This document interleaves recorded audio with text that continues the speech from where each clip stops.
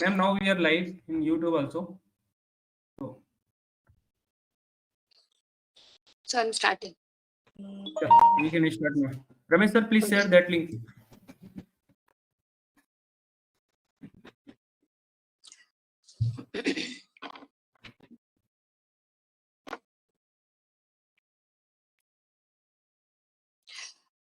Good evening. It's live.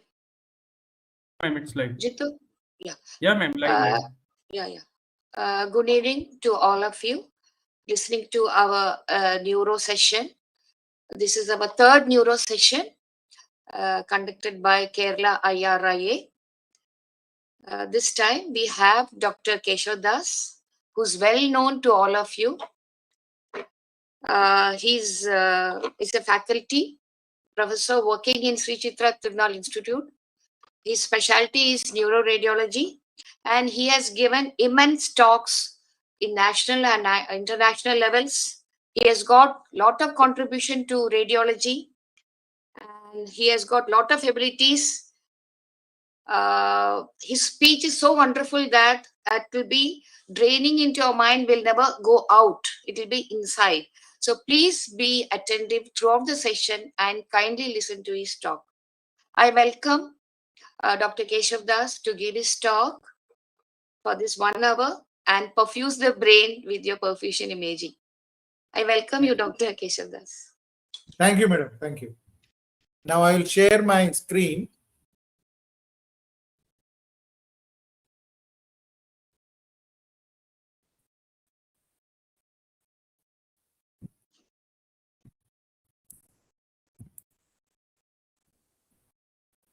Can you just that share option? Share the TV like this thing is there down, no? Just press on it. You can see close to the red button. Just beside, sir. Yeah. Just beside the red button. No? The red button. You can see one TV like slot, small slot, square button. Yeah. But that share, this thing is not. You click on it. You click on it. You did in afternoon, same way, no?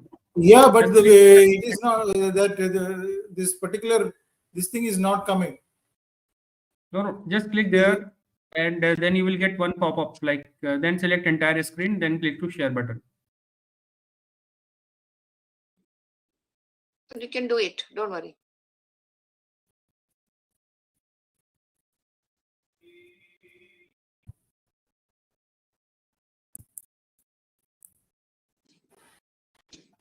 Can you see it now? No, sir. No. Yeah, I can see, sir. Yeah, it's come. Now it's come. Yeah. You can make it see it, no? Yeah, we can see. Make it slide share. No, but in the slides share, the problem is it does not move forward. Ma'am, it is enlarged now, so no need to make it slide. No. Make it enlarged. Make it enlarged. That is, start from the beginning. Go to slideshow. Top. Go to slideshow. Yeah, and click it and come to your right hand side and start from beginning. Yeah, click that. Yeah. Now it becomes. Click it. But madam, just see whether it is moving. Is it moving? No. Yeah, I can see your button. Yeah. Or can you just click on it? But can you see it moving forward? It is in the first slide, isn't it? Yes, yeah. Just click it. That is a problem. That is a problem that we faced today morning also when we tested it. Sir, do one thing. Leave it like this only. Even I'm here. If anyone click to minimize that attendees after clicking on attendees button, no, they can see it in enlarged mode only. Even on YouTube also. So you can carry like this. Don't worry. You can talk like this then. Okay. Just can you move like this? Yeah. Move to your next slide. Yeah, it's fine. coming. Okay. Yeah, now it it will is be okay. moving. Oh, yeah. Yes. Now just click. Yeah. Now click to from beginning. Just see if you can come from beginning. Madam, it is from beginning. Here there is no problem. From beginning it works. The only issue comes when you enlarge it, it is not moving forward. That is the only problem. And today morning also, when I checked with Jitendra, this problem was there. Okay, down that cup like this thing, click on it, and if it's becoming big, down, there's a cup, no? Yeah. Yeah, just But click on it. again, See, but again, again, I can show you. This is the first slide. Now I am going to the second slide. But is it moving there? No. Sir, do one thing, just start like this only. Oh, yeah, Even in can YouTube, start. it is coming very clear, so we don't need to waste time. Please carry on, sir. Can start. To carry on. Yeah, so that is what I also thought. So we will carry on. So the topic for today is MRI perfusion imaging in brain lesions. And I thank Gomati madam and this IRIA Kerala for inviting me for this talk. So when we talk about MRI perfusion, the first question usually I ask the audience is, how many of you do this procedure? When you do an MRI of brain, maybe for any pathology, maybe for a brain tumor or stroke, epilepsy, so many conditions, how many of you do MRI brain perfusion? And usually the number of hands that go up is quite few. Many do not do it. And when you really ask why this technique is not being done, and some of them tell that they don't have a pressure injector for doing it, which is essential. Definitely, pressure injector is essential. Or it might be due to the fact that at that point of time, the technologist who is there does not know how to do the perfusion imaging, because the technique here is very, very important. And thirdly, it might be due to the problems of interpreting this perfusion imaging. Having said that, it is very, very important that you include this also, this particular technique also, in evaluating brain lesions. And what I will be doing in the next about an hour will be showing you cases in which the MR perfusion as well as the CT perfusion, how they helped us in coming to a particular diagnosis. So first we have to understand that perfusion can be done by two techniques, either by injecting the contrast or without injecting the contrast. And without injecting the contrast, the technique is called the arterial spin labeling technique. Now, the technique that which is commonly used by many is the T2 star perfusion, or the contrast enhanced dynamic perfusion. In both these techniques, contrast has to be injected. So what happens when contrast is injected? When it goes to the intravascular space, there is an intravascular enhancement.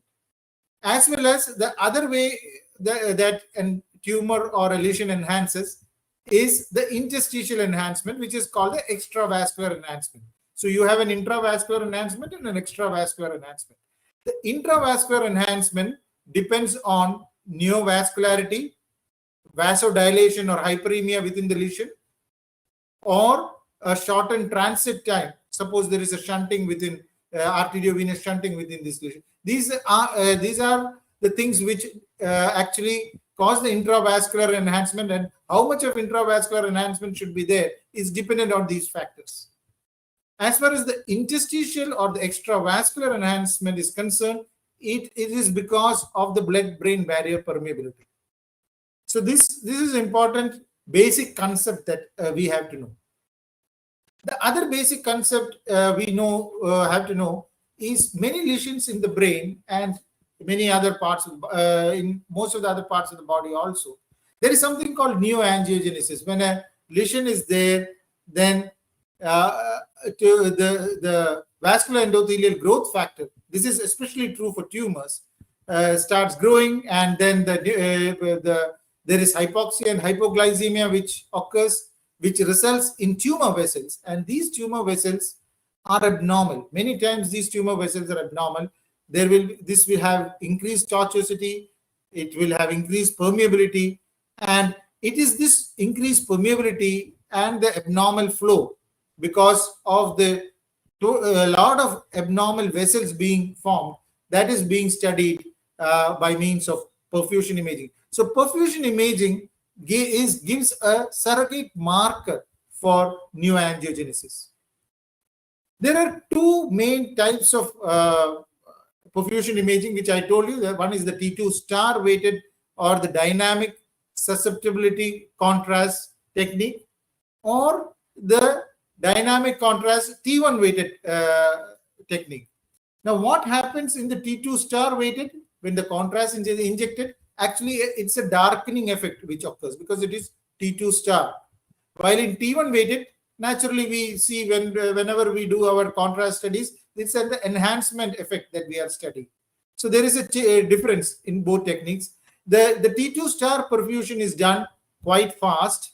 It happens in seconds, while the T1 weighted technique, it's you are looking at the contrast kinetic over a few minutes.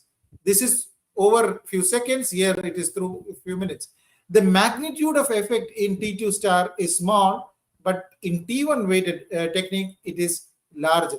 And that is why we always do T1 weighted image after giving the contrast. The effects, the enhancement effects are much better. So that is the magnitude of effect is better in T1 weighted. The optimal contrast media that you have to use is more than 0.2 millimole because the effects are very small. So you might have to inject a larger amount of contrast, while for T1 weighted, the contrast injected can be lesser. And the physiological property that is measured is the perfusion or the blood volume here, where while in T1 weighted technique, you are looking at the permeability. So both gives different parameters, and these parameters that we get can be the kinetic parameters which are derived are different in both. One is the T2 star technique where we get the RCBV, CBF, and the mean transit time, while in the T1 weighted we get an information about the K-trans. And the pathological correlate, of course, in T2 star as well as T1, we get an information about the microvessel density, which changes according to the neoangiogenesis, so you get that information. But when you come to the clinical applications, T2 star weighted imaging is mostly done for tumor grading and also to differentiate between a tumor versus a non-tumor lesion, while the T1 weighted technique usually used in tumors to predict the response because you are measuring the permeability. So both techniques are different, but mostly in a clinical practice, most of the centers are doing T2 star weighted or the susceptibility weighted, dynamic susceptibility contrast technique is what is usually done. Now, therefore, we will first look at the dynamic susceptibility contrast perfusion. Here you use a T2 star gradient EPI technique.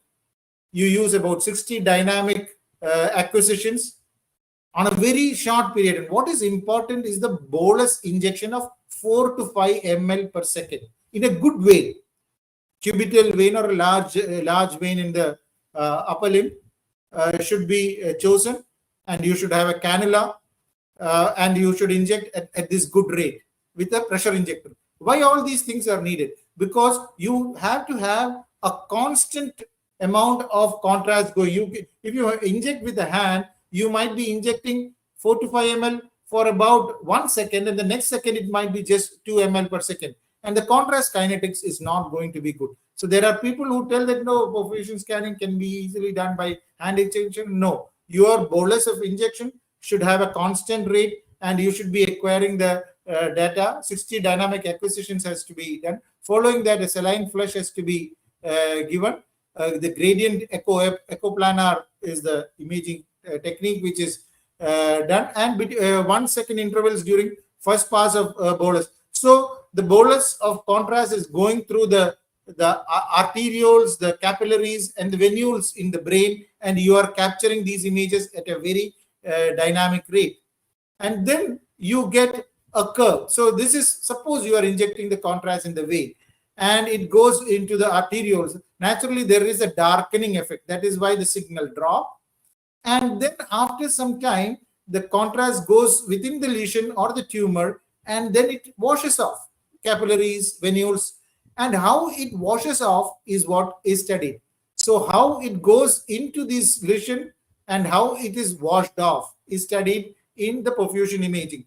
And based on this, you, by using either arterial input function or gamma variate fitting, these are various techniques of processing this data, you get these curves, and these curves are then used for analyzing and getting the information about the cerebral blood flow, blood volume, and the mean transit time.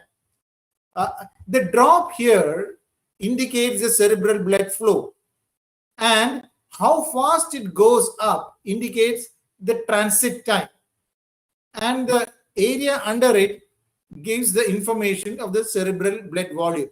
So cerebral blood flow, how fast it goes up indicates the transit time, and the volume inside the curve gives us the information about the cerebral blood volume. So this gives the angiographic signs. Why I call this angiographic signs is the senior radiologists here might be knowing that early 70s, 80s and all, always angiogram was being done to evaluate brain tumors. And you used to understand how a meningioma enhances, how a glioma enhances, where is the lesion, everything was found out by angiography. Now we have the CT and MR, which gives much better information, so angiography is not needed. But during that time, we used to see the sort of enhancement in these lesions, which was different. Like if suppose I go to my next slide. So this is a hemangioblastoma, which is supplied by posterior inferior cerebellar artery. And there is an important vessel which is supplying. So what will happen is when you inject this, immediately it will start filling, and there will be intense enhancement or take up of the contrast within this lesion in an hemangioblastoma. Now this will be different from another lesion like say glioblastoma multiforme, where there will be enhancement.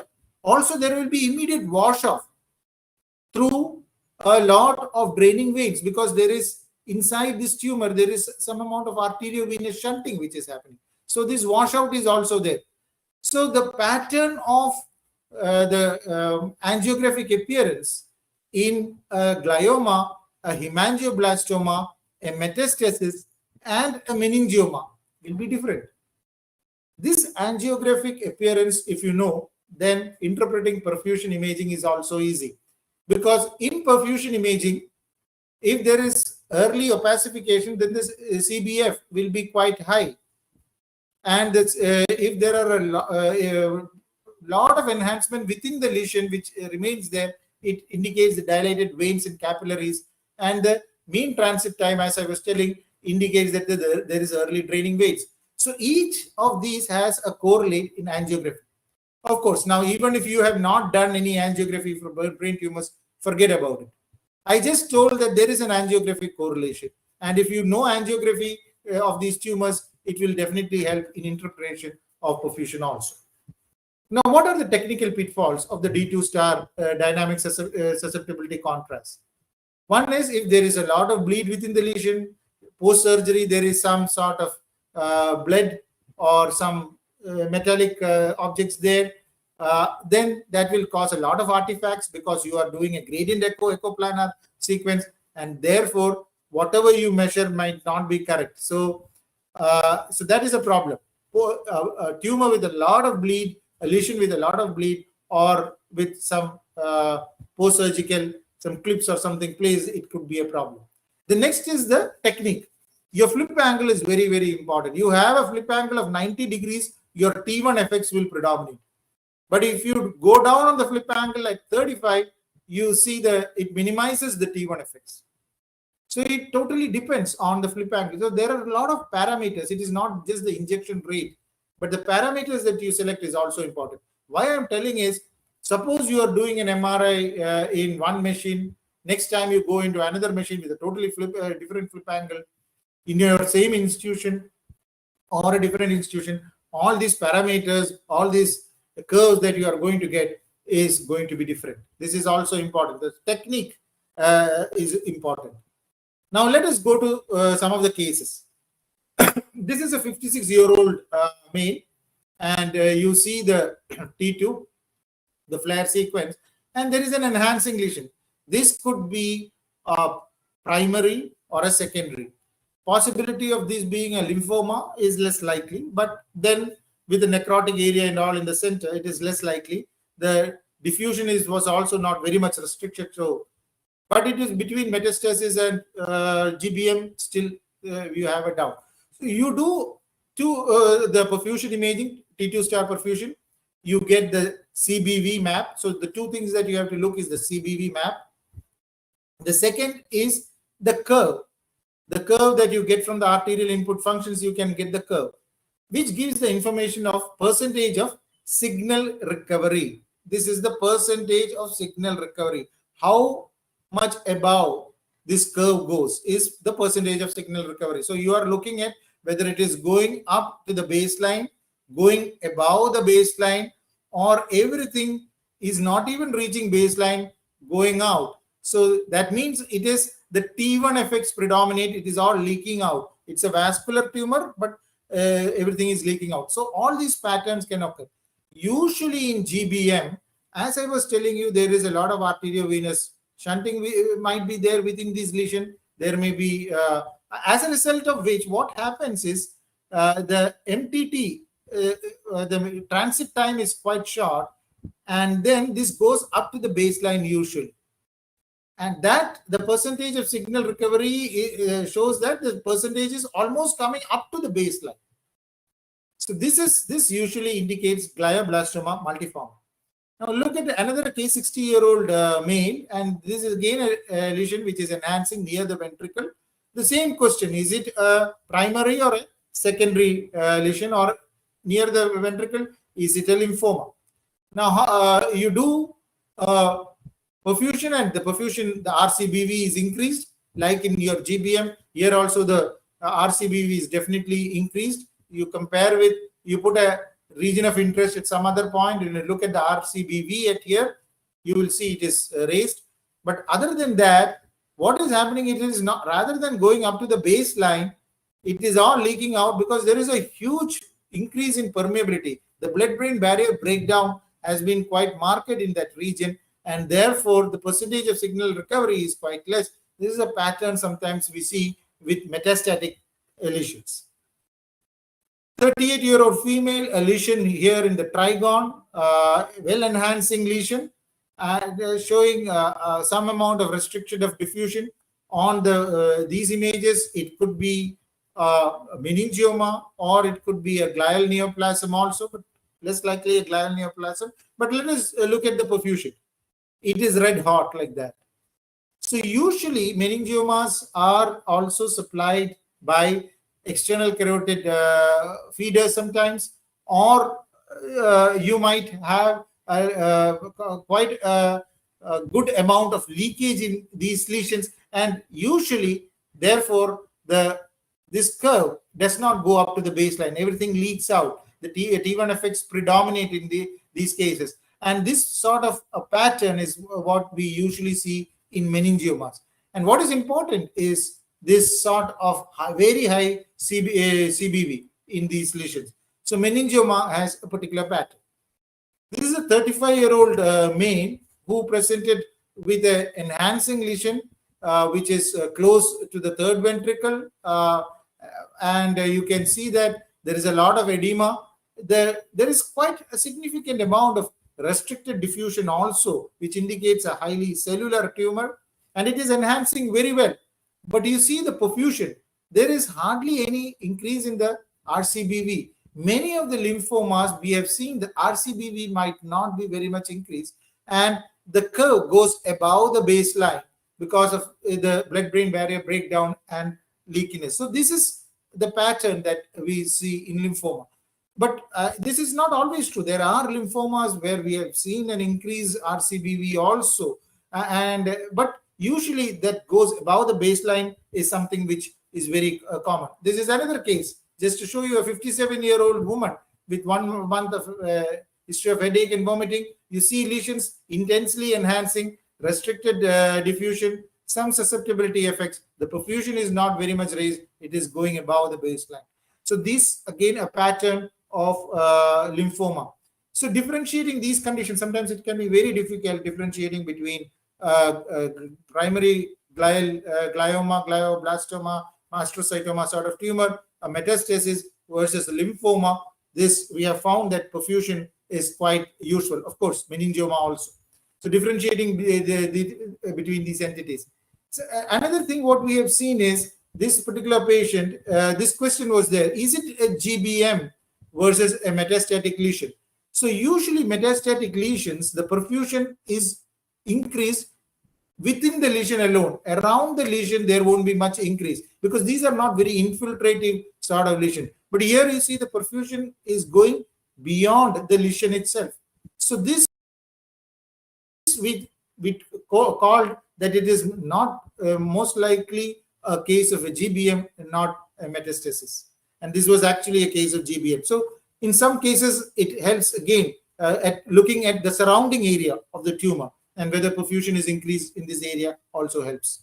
Okay, this was again another case. You can see lesion. Many of you would have diagnosed this case with this upper panel of images, necrotic lesion, enhancement only in the surrounding area, and there is a lot of microbleeds in the susceptibility weighted imaging, large lipid lactate peak in the low T image, and a lot of increased perfusion. Now this adds confidence. Even with this, you can tell most likely you are dealing with the GBM and with lipid lactate peak here, but the perfusion increase also gives us an added advantage. I'll show you a case which is similar, not fully similar. Now, in this case also, there is a lesion, cystic lesion. There are some membranes within also. Some of you would have already diagnosed it as a parasitic lesion.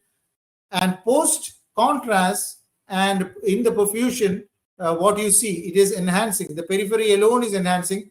The spectroscopy pattern is almost similar to what you see in your GBM case, which I showed you. It is almost a very similar appearance. You don't see any succinate pyruvate peak or anything like that to say that it is a lesion which is by infection.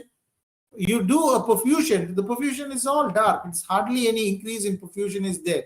So we are almost sure by looking at these images that we are dealing with a medical condition that is not a tumor.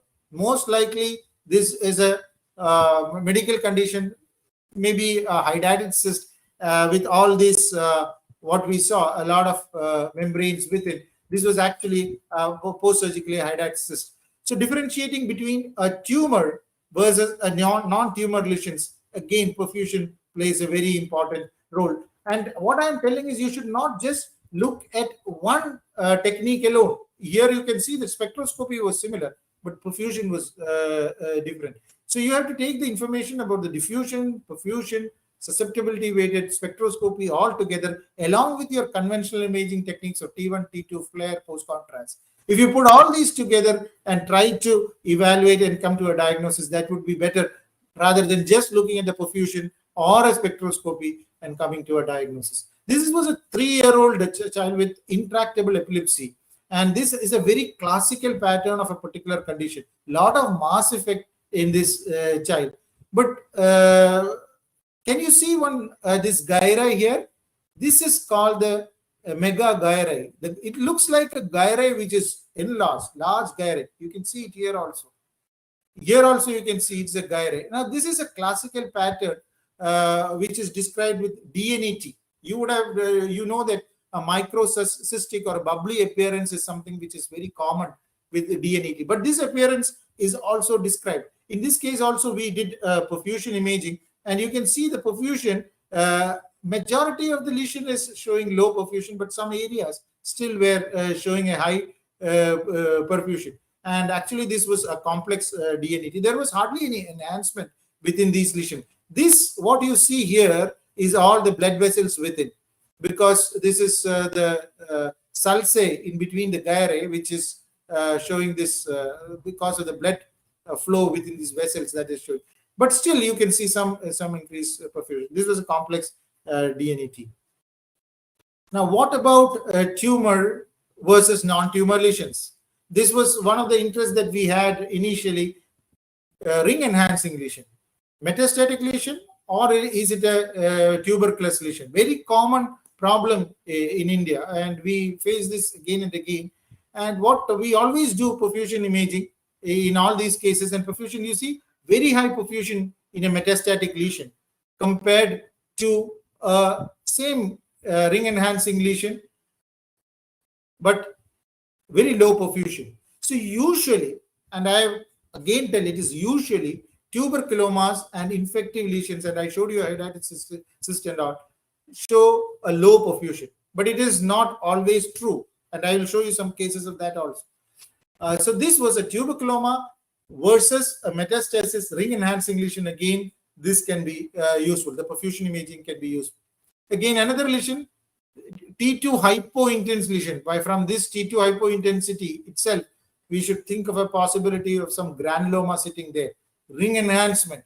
So we had thought of a possibility of granuloma here. Post contrast also you can see, and a low perfusion. And the low perfusion actually gave us some more information to tell that this is most likely a granuloma. So this was a granuloma. Usually you sometimes you can get a high K trans, and I will be describing about K trans in my subsequent slides when I talk about T1 perfusion. So at least remember that low RCB, we sometimes can have a high RCBV at periphery.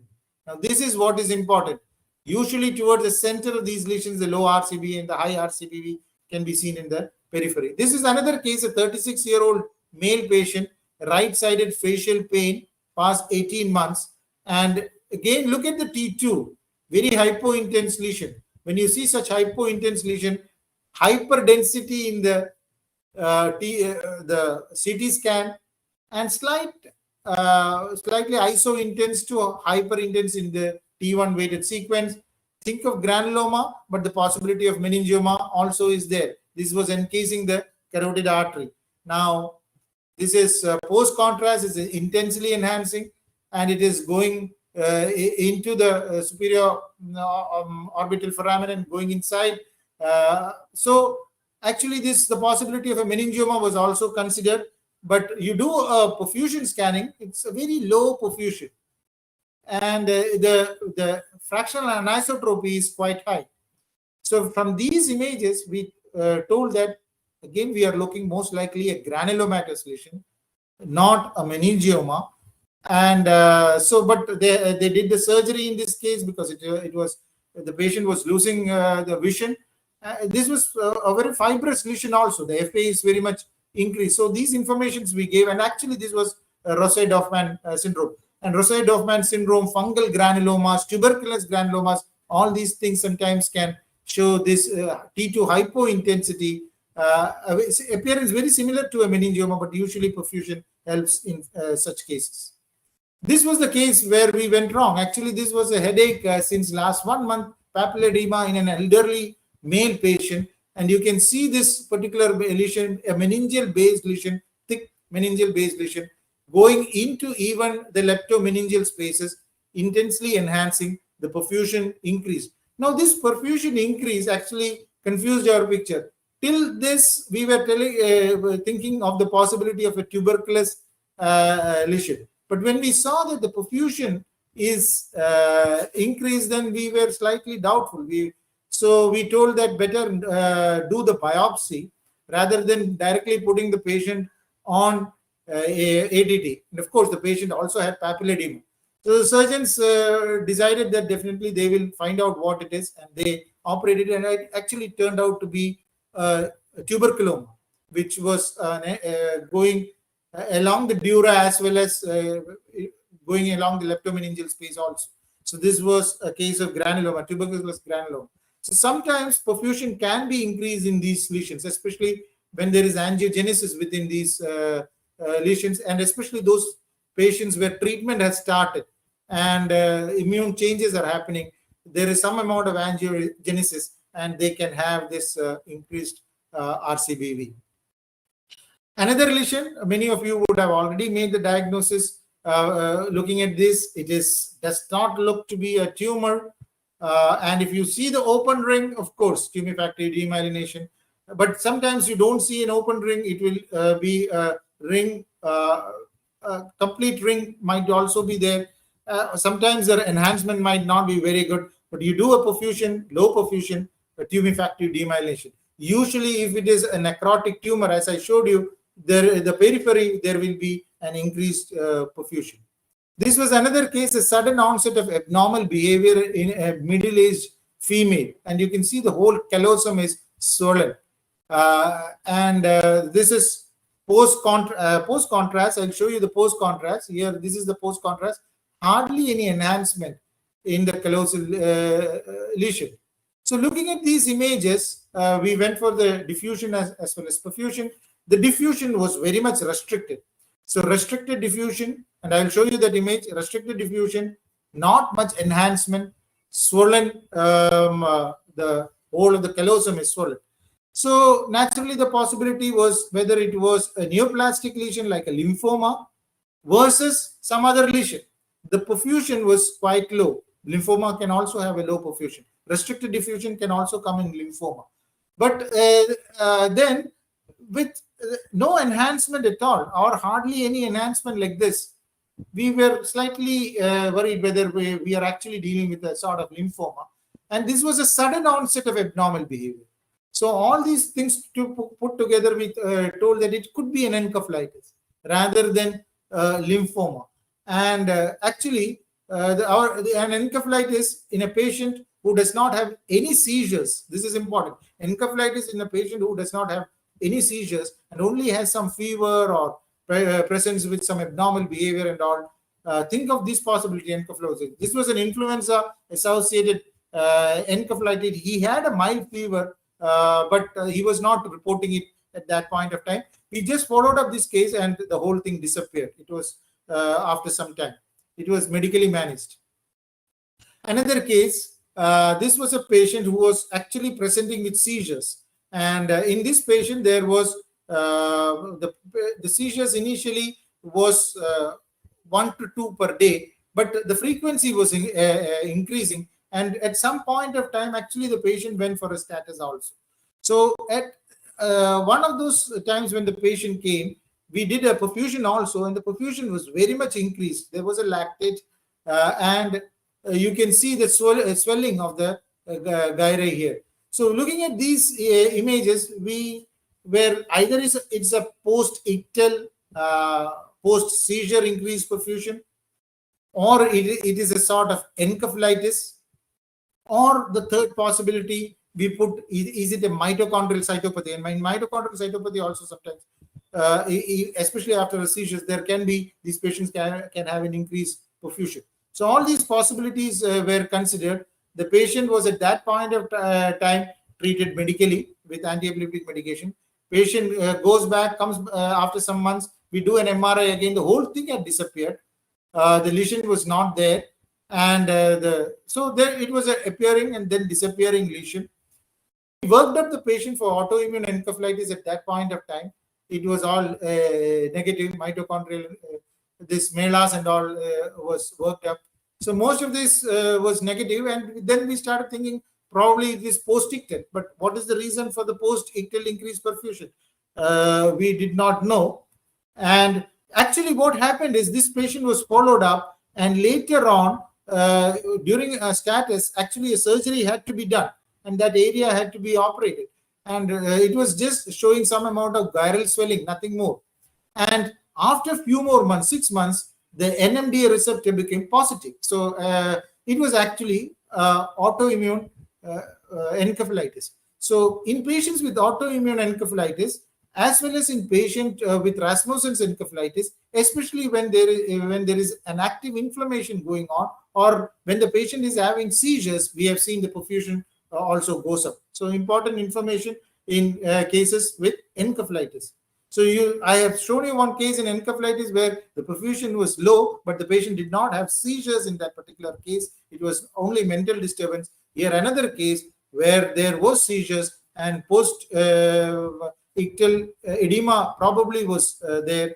And in this case, we saw an increased perfusion, which disappeared after some time. This was a child, a 3-year-old child.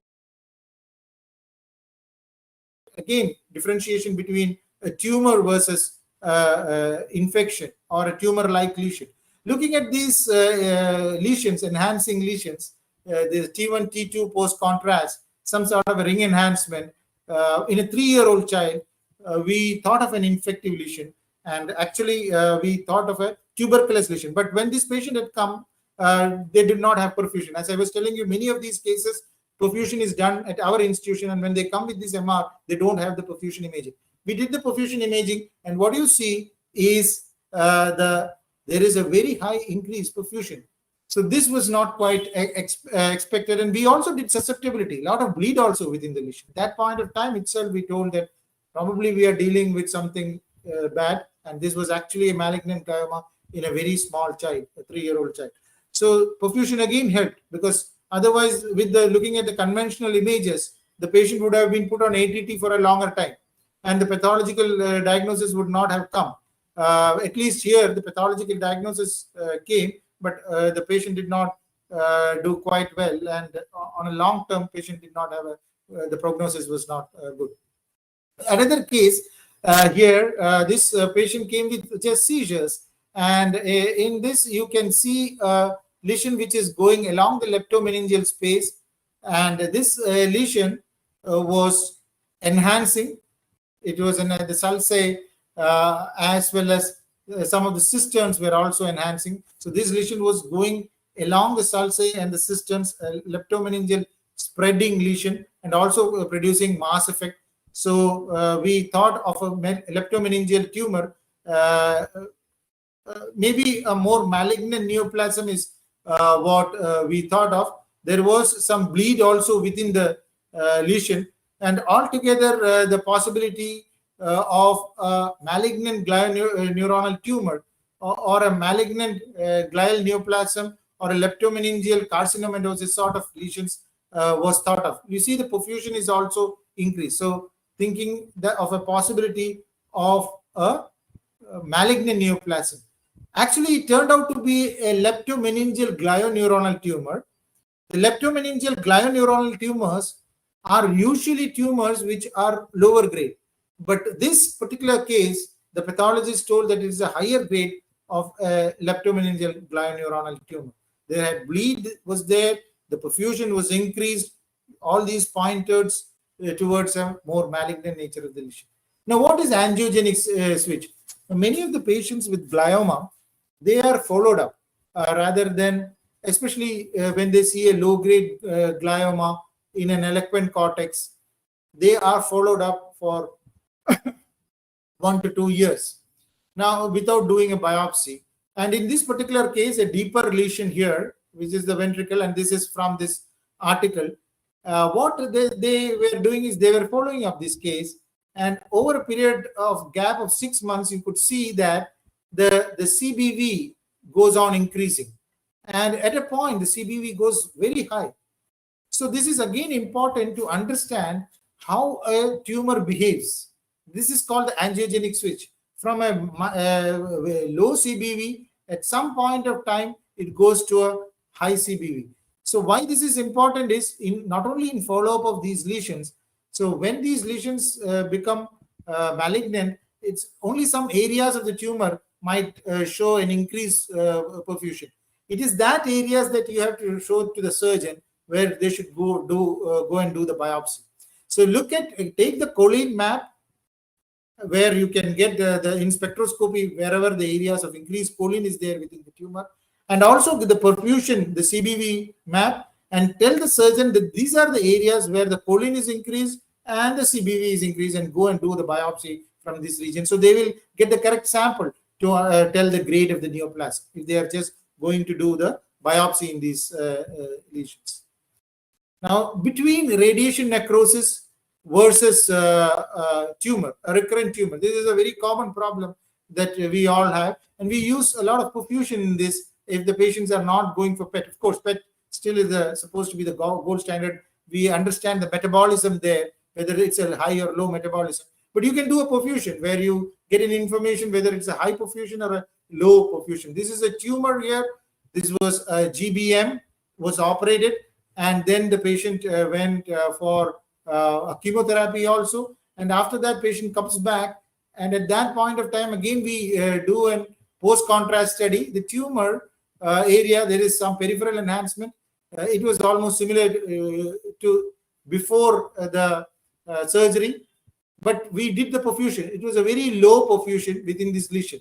A large lactate peak, lipid lactate peak was also there. Most likely it is more of lactate here. So, but we told with the low perfusion that we are most likely dealing with radiation necrosis. And this patient actually was followed up medically. No biopsy was done. And after some time, the lesion actually decreased in size. So this was actually a case of radiation necrosis. Perfusion again helps. Versus this is another lesion where you can see this was the initial tumor. Post-surgery, after that, patient went for radiotherapy temozolomide, and then you see that there are areas of increased perfusion. So when we saw that increased perfusion, we told it is not just radiation necrosis that you are dealing with. There is a recurrence of tumor. Actually, this was a recurrent tumor which went on growing in the subsequent scan. So this is differentiation can be done.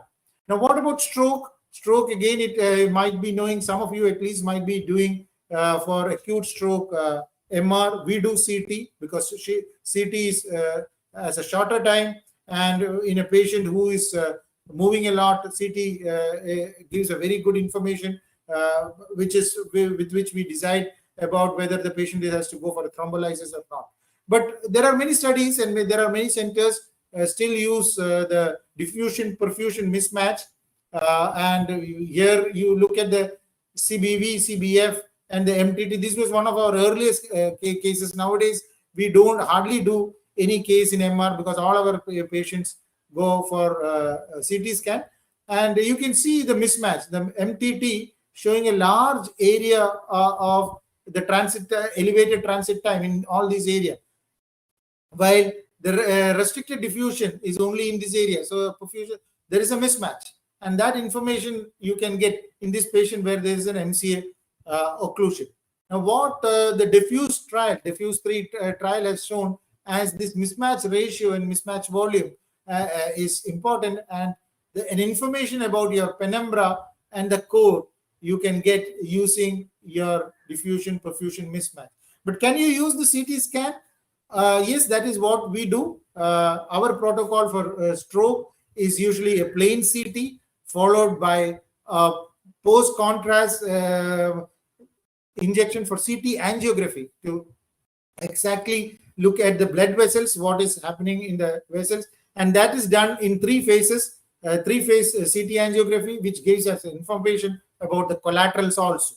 And when we do perfusion, perfusion is done whenever we are not sure about the time of onset of stroke, or when there is a huge clinico-radiological dissociation. You see the changes in clinical is marked changes are there, but in the imaging you are not seeing much changes, or it is the other way. Then you can do the perfusion imaging. In these 2 conditions we do, and this is the perfusion study that we have done in this particular case, looking at the MTT, the mean transit time, as well as the CBV. We get an information about the penumbra here, large penumbra here. It is hardly there, and these patients usually do quite poor because the collaterals are quite better in these cases. So that information again in stroke we do it. Now, what about CT perfusion?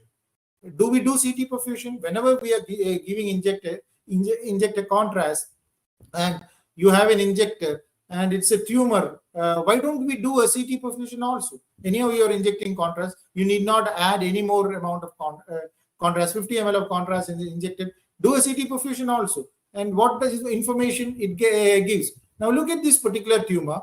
This is a tumor which is mainly in the zygomatic region, temporal, infratemporal. That is the region where destruction of bone is there. And in these images, we gave it either a GCT or a plasmacytoma, but we were more favoring it to be a GCT. Now, what does the surgeon want to know? Surgeon wants to know, is it a highly perfused tumor? Is it a highly vascular tumor, so that they can go and do an angiogram and preoperative embolization? So we did an angiogram, And in this case, you can see that periphery of the lesion, there is a lot of areas of increased perfusion also. And with increased perfusion, such a destruction, we gave the possibility most likely GCT rather than plasmacytoma. Plasmacytoma usually does not have that much of increased perfusion. So it is again important. Now, in this case, I just wanted to show you the MRI images also. Look at the MRI images. This lesion, because it has a lot of bleed within, was very much T2 hypointense. And I have told you, and you see the susceptibility, it is all black in that region. So whenever such tumors are there and you do your perfusion imaging, this is an ASL, arterial spin labeling, or you do a T2 star weighted image, you may not get any good information, because it is whenever you do a T2 star weighted imaging technique, the susceptibility effects, which I told you, you might not get that much information. In those cases, actually the perfusion CT helps. So remember this, whenever you have a possibility and when you are not very sure about lesion, do a perfusion CT. Just like perfusion MR, perfusion CT might also help. And we do it in some of the cases. Base of skull lesions, the perfusion MR really helps. This is another case where you see a lesion here in the base of the skull, posterior fossa.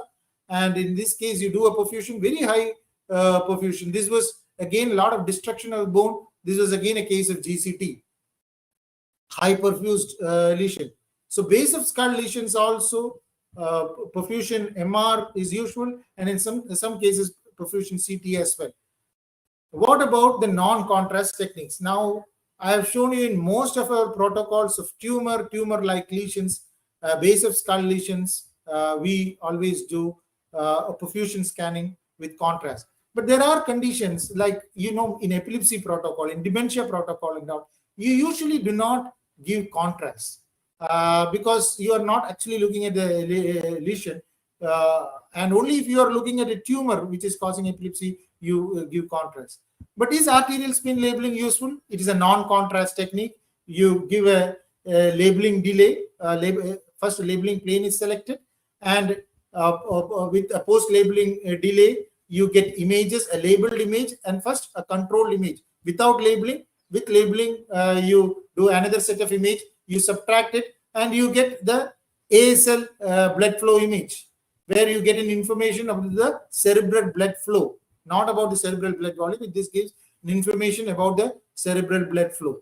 So this is the basic principle of arterial spin labeling, and it is recommended to use 3D pseudo-continuous ASL if it is available, which gives a higher SNR and optimal SAR compared to a pulsed ASL. Actually, we have both in our department, and we usually use the 3D pseudo-continuous ASL, and you have a lot of variants. And what is important here is to remember about this multi-label delay ASL, which is coming up, and I'll show you how it can be useful. Now, this is in epilepsy protocol. Always we do ASL imaging. Why it is important? Because this is a 15-year-old male patient. CPS temporal was the clinical diagnosis, and you can see the hypoperfusion on the right side, right temporal lobe. This is the correlate of PET CT, which again show a hypometabolism. Why you should do it? Because in several cases of temporal lobe epilepsy, what we have seen is the changes in the hippocampus will be very, very subtle. And the changes in the temporal lobe will also be very subtle. And the lateralization becomes a problem. So in such cases, usually the neurologists send these patients for PET. Now, what we have seen is after we started using ASL, the ASL hypoperfusion is an appearance which is almost similar to the hypometabolism that you get in PET. So we call this a perfusion imaging here like a poor man's PET study, because it gives an information without doing a PET. It's not always 100% true, but at least in a large number of cases, there is a very good correlation that we have seen, and already there are published reports of that. So do perfusion, especially temporal lobe epilepsy, as well as even in the other epilepsy, extratemporal epilepsy, Like you can see, this is the T2 weighted sequence. This is the flare images. Do you see anything in these images? Probably some of you would have picked up between the gyration on this side and the gyration on this side, there is some difference. There is some abnormal sulcus here, and around that an abnormal gyrus also. Now this could be easily missed when you are seeing a lot of images in a 3D sequence. You get a lot of images and you might miss it. But you see what the ASL shows, a lot of increased perfusion. This patient, as you see, had about 17 to 20 seizures, and that was causing a lot of increased perfusion in the area from where the seizures were originating. That is the focal cortical dysplasia. So the pickup of dysplasias either as an area of hyperperfusion in a patient having very frequent seizures, or a hypoperfusion in a patient who does not have that many seizures, is similar to that what we get in a PET study.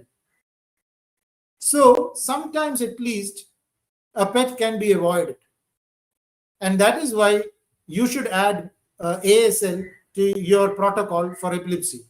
Also in TIAs, in many times we don't do the contrast injected studies, contrast perfusion in TIAs. TIA, it has a very important role to look at areas where there is a perfusion change which is occurring. The diffusion change takes more time to happen, but the perfusion change happens quite early. And in TIA, the perfusion changes alone might be there. And similarly, TIA versus a post-ictal phenomenon, you might be able to differentiate a low perfusion versus a high perfusion. So again, do in cases the ASL in cases of TIAs or TIA mimics, stroke mimics. There is this technique of silent MRA, which we get from this ASL technique itself, which gives an angiographic appearance, which is quite good in understanding about dural fistulas. And in dural fistulas, the area where the fistula is there can be actually quite well found out, because you get an arterial flow within this venous sinus. So that gives an appearance. So the venous ASL signal that you get here in the right transverse sinus suggests that where the shunt is. This is another case here. Actually, you have, this is the angiographic appearance. You have the shunt which is happening here, and that is very well picked up by the arterial spin labeling. So in epilepsy, in stroke mimics, TIAs, and vascular conditions like the dural fistulas, it has a role. And also in dementia to see which are the areas in the brain where there is a decreased flow which is happening. And as we have seen in Alzheimer's disease and mild cognitive impairment and all, in the posterior cingulate and the precuneus, you can have areas of decreased perfusion. So that is an important information, and added information in differentiating these conditions. Sometimes in corticobasal degeneration, you can see areas where there is asymmetrical decreased perfusion. We had a case recently of that. So again, important in frontotemporal dementia, you have more of diffusion deficits in the frontal areas. So in dementia, this can be useful. I talked about multi-label delay ASL. This is you give multiple delays rather than a single, because sometimes there can be the flow may be slow because of low cardiac output or due to some other reasons. So in such cases, it is a multi-delay ASL is coming up as a good way. And sometimes with this doing the multi-delay ASL, you can get the information about CBV.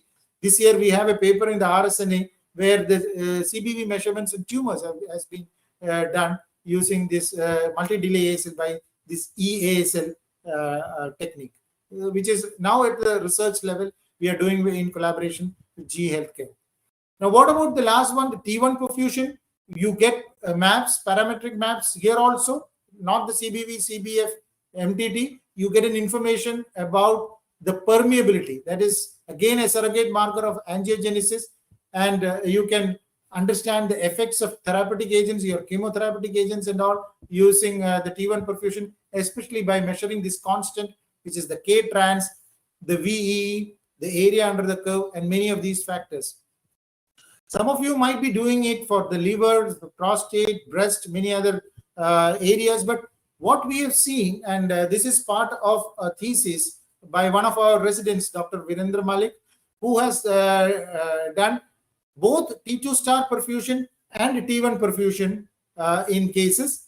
And what the 10 ml of contrast that we usually take is split into two parts. 5 ml is injected at 3 ml per second, that is a slower rate, and you get a 20 followed by a 20 ml continuous saline, and the spoil gradient sequence is taken. After 6 minutes gap, where you do a post-contrast T1 and a spectroscopy, we injected 5 ml, the rest of the 5 ml at a faster rate of 5 ml per second for getting the T2 star perfusion. So by injecting both T1, by injecting 10 ml, we get both the T1 perfusion as well as the T2 star perfusion. And these are some of the results of his study. A lesion here, insular lesion, CBV is very low. The K-trans, the VE is also very low. And with this, we gave the possibility of a low-grade glioma. This was IDH mutant low-grade glioma. The mean, the microvessel density is what is shown here. This is another case, a peritrigonal lesion. Here the CBV is very much increased. You can see 6.63 CBV is increased. The K-trans and the VE is also increased. Compare this with a low-grade lesion. The permeability is quite high here. The permeability is also very much increased because of the increased neoangiogenesis, and that is what the K-trans shows. It is increased here, and the microvessel density correlation showed it to be increased. A very high choline also in this particular patient. Another case, this was a lesion here in the right frontal, restricted diffusion. Some of you would have made the diagnosis of a lymphoma. Actually, this was a lymphoma. The perfusion, actually, you see the CBV is low, which is usually the pattern we get with a curve going above the baseline. And the K-trans, the permeability here is very much increased. Even compared to the GBM, the permeability here is very much increased. The K-trans is increased and the V is also increased. So this was a case of a lymphoma. And finally, another case, a necrotic lesion here. As you can see, in this case, the CBV is increased, 5.34. The K-trans is also very much increased. Again, a case of GBM. The permeability is very much increased. That is why the K-trans. So this is going to be slightly worse prognosis. It was actually a wild. IDH status is wild. So we can give these parameters like CBV, K-trans can also be helpful in monitoring treatment in these patients with tumors in the brain. Now, this is my slide, almost the final slide, I should say. Even without looking at the K-trans, even the curve that you get when you do the dynamic T1 weighted contrast enhanced perfusion can be useful. So you look at the source images, you inject this contrast and look at the source images. How is this lesion enhancing? Is it rapidly enhancing or is it enhancing very, very slowly? This sort of enhancement is what you get in radiation necrosis. The curve that you get, if you draw the curve, T1 curve, of the contrast kinetics, it will be a slow curve. But this will be a rapid curve. This is the same thing what you get in body neoplasms, or also between a malignant and a benign lesion. You use this same thing. But comparing radiation necrosis and recurrent tumor, sometimes the dynamic T1 contrast enhanced perfusion also helps. So what is the take-home message? The take-home message is that T2 star perfusion using the RCBV and the curve, which gives the information about the percentage of signal recovery, is useful in grading of glioma, in follow-up of glioma, differentiating between GBM metastasis and lymphoma, differentiating tumor and tumor-like lesion, radiation necrosis versus recurrence. So if it is so useful, Why don't you just add it in your protocols whenever it is possible? T2 star, you are anyhow injecting contrast, 10 ml of contrast. Add the T2 star perfusion. Only thing you have to have is a pressure injector. And ASL in cerebrovascular diseases, TIAs, stroke mimics, epilepsy, dementia, always add it as a protocol. Very useful technique. T1 perfusion, yes, it is not as popular. I know very few centers do it, but especially oncology centers where they are treating these patients on radiotherapy and chemotherapeutic drugs, to follow up these patients, to see the response of treatment, how the permeability is changed, the K-trans could be useful. Also, sometimes, as we have shown you, differentiating between a low grade and high grade lesions. Thank you very much. Thank you, Dr. Keshav. It was a wonderful, wonderful session with lot of images and showing the differences, how it helps us. The T2 perfusion, T2 star perfusion indeed is a helpful take-home message to all of them. You have a few questions, Dr. Keshav. Yeah. I'll just read out. Please repeat the principles of differences between perfusion and contrast enhancement. No, the perfusion and contrast are two different things. I was just telling that in contrast enhancement, the contrast enhancement happens due to either intravascular enhancement or an extravascular enhancement or the interstitial enhancement. The interstitial enhancement in the brain usually happens by the blood-brain barrier breakdown, and then enhancement occurs, as you see sometimes in lymphoma and all these things. Now, what is important is this contrast enhancement, how contrast enhancement should be known before you start interpreting a perfusion image. That is what is the link. The perfusion totally depends on contrast kinetics, how the enhancement is occurring in a dynamic fashion. In contrast study, what you are injecting contrast, and after maybe 2 minutes, you are just taking one snapshot. In perfusion imaging, you are injecting contrast and you are following it up over several seconds, seeing how this enhancement is occurring. And that is akin to what you used to do, the angiography previously. And that gives a very important dynamic information about contrast enhancement is what is perfusion imaging. Second question, shouldn't the encephalitis case involving corpus callosum show contrast enhancement? You showed a case of it. Yes. You see, this particular patient had just a swelling of a white matter tract, that is the corpus callosum. Now, when you see such with a restricted diffusion, when there is just swelling and the patient presents with abnormal behavior also. So, why should there be an increased perfusion in these cases unless it is a glioma, high-grade glioma, or some other lesions with this high-grade? This was showing a low-grade, low perfusion, and that is why we started thinking, because if the perfusion is so low, it is unlikely to be a glial neoplasm and more likely to be some sort of a medical condition. We were not sure it was an encephalitis at that point of time, but later on they investigated and found out that it is influenza-related encephalopathy, which can produce splenial hyperintensity and all these things. So it was actually occupying the whole of the corpus callosum here, not just the splenium. So this was actually an encephalitis. So you could differentiate between the two. Are DSC maps acquired in a slab or entire brain? And what's the thickness of the slab and number of slices per slab? Slab means, madam, I did not. You are talking about DSC maps. Yeah, are DSC maps acquired in a slab or entire brain? Entire brain. And what's the thickness? Brain. It is not. It is not like CT perfusion. CT, that's what I thought. CT perfusion, there is a coverage limit based on the Z coverage. Yeah. Here there is no. You can take the whole brain. brain. You have to use, your whole brain. Then, if ASL detects CBM, how is perfusion calculated from ASL? No, actually you get a value which is supposed to be an absolute value of the cerebral blood flow. It only gives an information about the cerebral blood flow.